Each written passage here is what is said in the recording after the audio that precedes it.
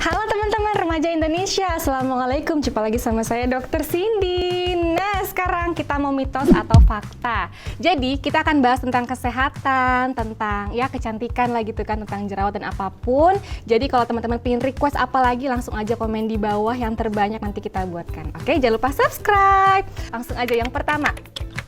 Masturbasi bisa bikin dengkul atau kopong? Jawabannya adalah mitos. Jadi kenapa bisa mitos? Jadi sebenarnya teman-teman, jadi di dengkul kita itu teman-teman ada yang namanya cairan sinovial, ada lagi nih teman-teman nih antar tulang gitu ya. Nanti ada cairan sinovial, ada kartilago namanya, kayak tulang-tulang yang rawan gitu. Nah, kalau misalnya terjadi kayak radang atau keadaan osteoporosis, lebih ke usia yang lebih tinggi, dia akan lebih pengaruh ke kopong. Jadi banyak sekali seperti faktor-faktor pencetus yang lainnya gitu. Jadi nggak harus seperti masturbasi bisa bikin kopong. Tapi kalau misalnya nih, teman-teman nih, kamu remaja Indonesia atau misalnya yang udah menikah gitu kan, dia masturbasinya tinggi, terus aktivitasnya gesekannya lebih kuat atau lebih jedak-jeduk gitu teman-teman, itu bahasanya ya. Nah, itu bisa lebih menyebabkan krek-krek bisa teman-teman kalau misalnya kamu tidak ada peregangan dan lain sebagainya. Tapi jawabannya secara umum adalah mitos. Oke, lanjut nomor 2. Makan kacang dan gorengan sebabkan jerawat? Jawabannya adalah fakta. Jadi kenapa bisa fakta? Karena saya udah pernah sampaikan di YouTube saya juga, ya kalau boleh promo ya di Dr. Cindy. Jadi teman-teman, jerawat itu salah satunya penyebabnya adalah produksi dari minyak atau sebum gitu kan yang berlebihan.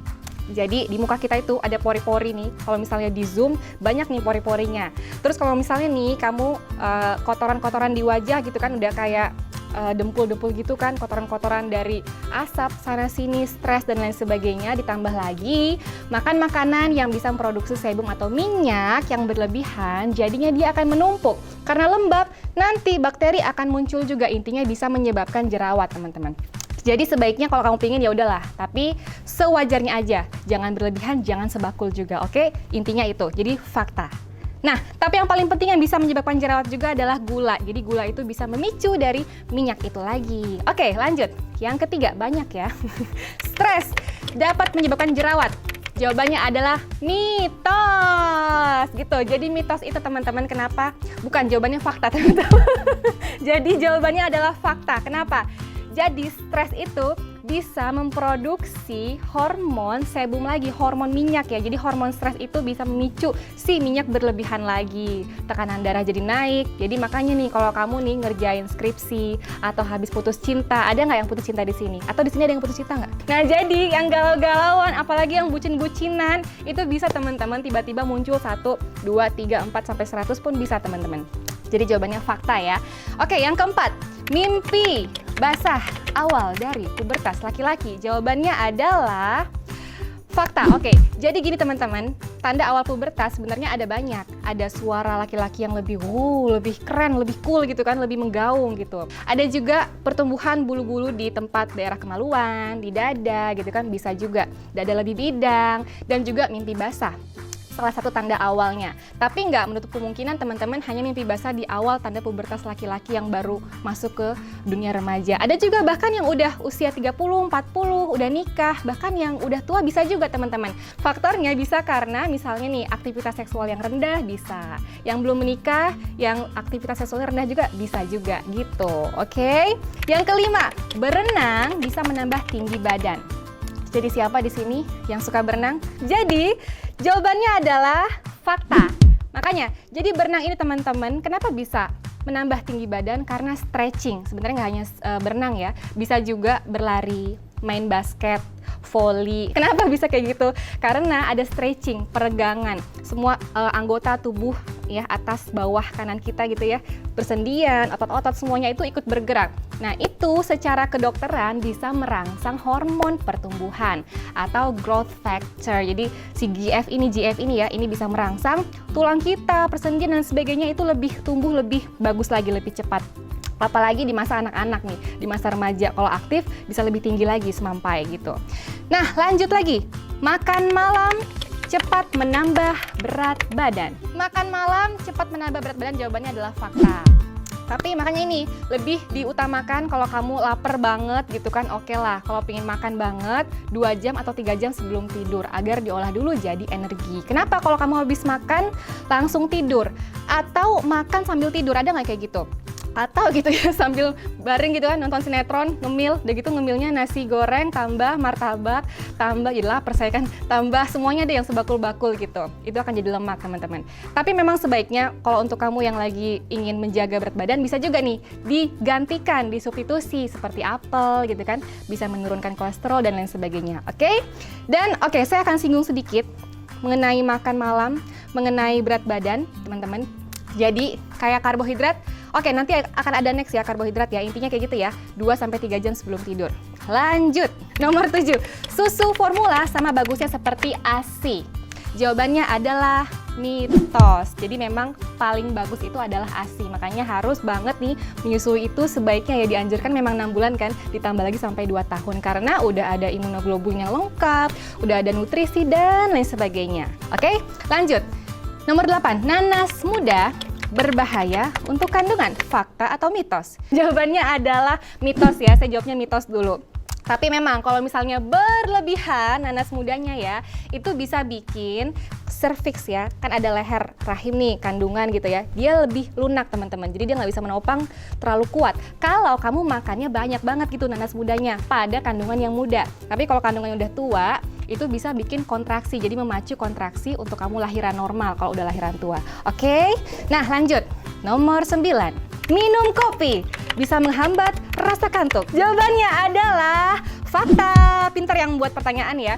Jadi itu ada kafeinnya teman-teman. Nah kafein itu merangsang perangsangan saraf otonom namanya simpatis. Jadi simpatis ini bisa meningkatkan tekanan darah, terjaga nih otak kamu untuk belajar bisa, asal jangan berlebihan ya. Dalam sehari kalau perlu ya 1 aja atau 2 cangkir lah gitu, nggak boleh berlebihan. Apalagi nih saya edukasi juga di sini, jangan sampai kamu minumnya jam 5 sore atau sore sampai maghrib sampai malam itu minum, nanti kamu akan terjaga sampai pagi, itu bisa juga. Kalaupun pingin ya siang lah gitulah gitu ya, diakalin aja.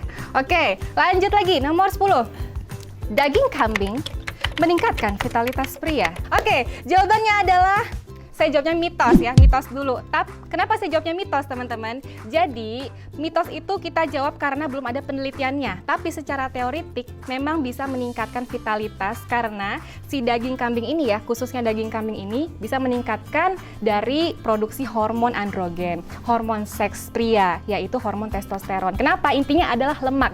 Bahan baku lemak, ada gula juga. Lemak, bahan baku lemak intinya adalah bahan baku dari si hormon. Baik itu hormon seks bisa juga hormon yang lainnya. Intinya adalah jangan berlebihan sih, apapun jangan berlebihan. Kalau mau makan silahkan asal tidak berlebihan. Nanti kamu bisa jadi stroke, bisa juga kolesterol berlebihan ya. Ditambah lagi buah-buahan jangan lupa. Lanjut. Nomor 11, banyak makan telur sebabkan bisulan. Jawabannya adalah fakta. Saya jawabnya fakta di sini. Memang ada beberapa orang tertentu yang alergi gitu kan. Alerginya kan kalau ada yang alergi ketemu orang ganteng, orang cakep gitu kan. Ya itu kan nggak mungkin, tuh mitos. Nah di sini ada orang tertentu yang alergi atau sistem imunnya lebih rendah daripada orang yang lain. Jadi ada yang misalnya alergi pada protein tinggi tertentu bisa, jadi muncul bisulan, dari kecil juga bisa. Atau mungkin ada juga yang alergi sama coklat, bisa juga teman-teman. Itu kembali lagi sama imunitasnya.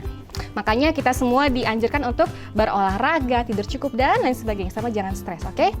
Lanjut, nomor 12. Konsumsi MSG sebabkan kebodohan. Jawabannya adalah fakta. Oke, jadi MSG teman-teman sebenarnya kalau berlebihan ya kembali lagi, dan jangan sampai setiap hari juga. MSG ini memang salah satu penyebab dari radikal bebas. Jadi radikal bebas ini melawan si antioksidan. Radikal bebas banyak, MSG bisa, asap rokok bisa, alkohol, apapun yang dari luar kimiawi, dan juga bahan pengawet juga bisa. Itu bisa merusak saraf. Kalau saraf udah rusak, dia irreversible, nggak bisa balik lagi gitu teman-teman. Jadi akan lebih lemot bisa. Jadi dia lebih lama untuk bisa menghafal bisa juga teman-teman. Begitu ya. Oke, nomor 13. Air rebusan mie instan berbahaya atau tidak? Jawabannya adalah mitos. Jadi teman-teman, ini ada penelitiannya juga.